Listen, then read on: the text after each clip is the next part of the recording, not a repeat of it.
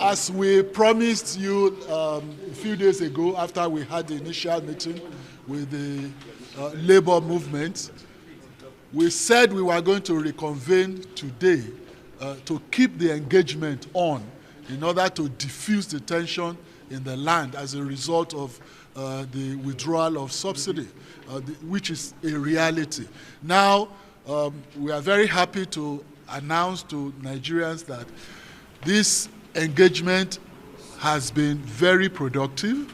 The TUC that attended today's meeting presented a list of demands, and those demands we have studied and we are going to present to Mr. President for his consideration.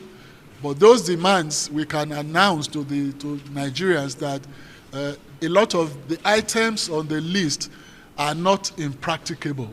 What we need to do is to study the numbers very well, and then we have asked the TUC to also give us a leeway to consult, very exhaustively, and come back on Tuesday, reconvene on Tuesday to actually look at the numbers, the viability, practicability of all the items that have been presented to us. Now, most important, top priority on the list, which the government is also looking at very seriously, and the president has announced before, is the issue of the minimum wage, which the labor movement has demanded as a consequence of this removal of the consequential impact of the removal of subsidy. So government is looking at that, and Mr. President is most likely going to constitute a tripartite committee.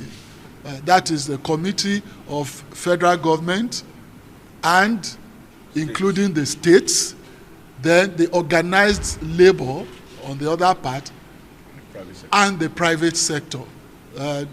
Now, this is a tripartite arrangement. It will be a committee that will study all the dynamics of a wage increase, the percentages, the numbers, and the categories that will be affected.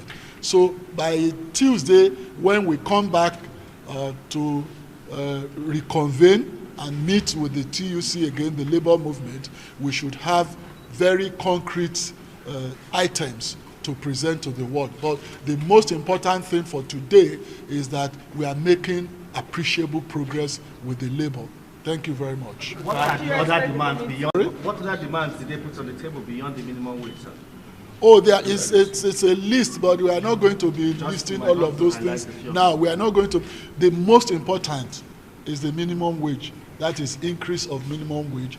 Because when this thing is removed, the argument of labor is that there is an immediate impact on the workers, on the purchasing power, because price of fuel has gone up. So that would necessarily reduce the purchasing power of the average worker. So the next thing of immediate consequence is to increase the purchasing power of the worker. And so that, to me and to all of us on this side, is a topmost priority on the list. There are other things like the tax holidays, which will be some categories of workers will be beneficiaries, but those are all. The most important is the minimum wage. NLC are not clear, sir. Are you negotiating separately with them? No, we are not, but we are making efforts to reach NLC. We all agreed that we were going to meet here, but again, in this game, there are dynamics. Sometimes they could be meeting with their own executive and not able to meet with us, or they could want to postpone, or they have not actually articulated their own list of demands as the TUC, but we cannot second guess why they're not here. But efforts are being made to reach them. We are not isolating them at all. We are going to meet Mr. President now. We are going to give him a feedback on this, and he's going to take an immediate decision. And like I said, Mr. President himself, you all reported, he has said that there will be a review of the minimum wage. You all reported it. So we are not in disagreement. There is no disagreement at all with labor on that particular issue. One of the president's spokesmen, Bayo. No, not at all. It has no relevance to the discussion on the concrete terms of the welfare of workers. Our discussion was majorly on the welfare of workers, how to cushion the impact of this subsidy removal on workers. That's all, not on any political partisanship. The issue of strikes, so that we can properly represent the government. Who should we say is leading the government in this transaction? Of course, you can see all of us here. You can see the GCEO of NNPC. You can see some of us who have been mandated by the president. And don't forget that a presidential system of government is executive in capacity. The president can appoint anybody. He can even appoint consultants to act on his behalf. So there is no issue about that. It is not actually germane. Why are you able to convince them to show this? Of course, we discussed that, and that's why we are still going to reconvene on Tuesday. And that's an appreciable progress. Earlier, Labour said you must revert to status quo. Was there any attempt to touch on that? Of course we did. We touched on that, and everybody looked at the practicability of that, the viability or otherwise.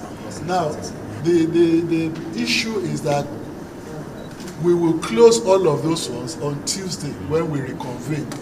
Concrete decisions will be taken about that, and then we'll reach logical conclusions.